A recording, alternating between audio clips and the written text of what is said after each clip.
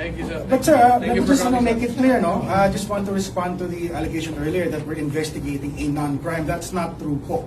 As you can see in the joint affidavit of the quote-unquote 18 Marines, may allegations po of graft and corrupt practices, bribery, and other crimes. So, hindi po non-crime ito. May crime po tayo na-investigahan. Okay, sagutin mo ako ngayon. Sagutin mo ako ngayon.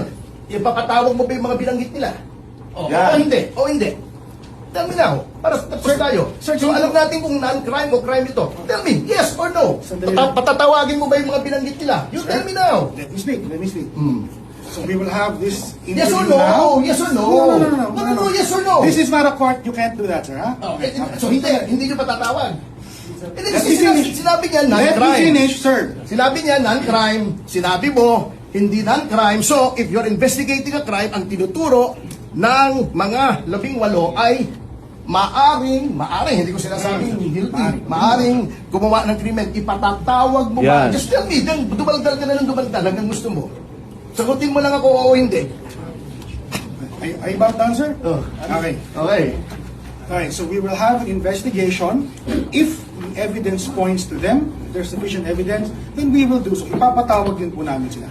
No, So, Attorney may proseso Mundo, po, may proseso. I was going to mention that. If you want to establish the identities of the Marines, including myself and my wife, Attorney Levy already stated the IDs were given downstairs and you can verify, and the serial numbers are with him.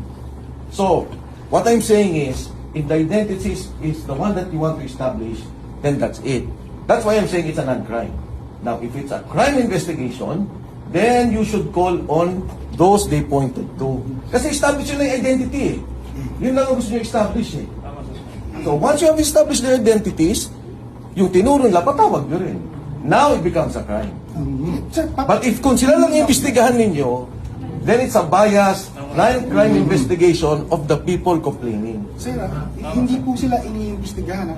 They are witnesses. They are Exactly. witnesses. So that's why when I said you establish their identity, then it's downstairs. The serial numbers are with Attorney Baligon.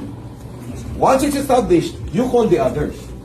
The 40 names, including the affidavit, including Sandro Marcos and Bongbong Marcos and Yusek Jojo Cadiz of DOJ. Yan, mga critical yan. Kung sasabihin nyo ipapatawag nyo, 100%, I agree with you. Tulong-tulong tayo. Yeah ba? Tama, sir. Ay po. Yes, sir. Sige po. Okay na tayo? Okay na tayo, partner. Okay. Good.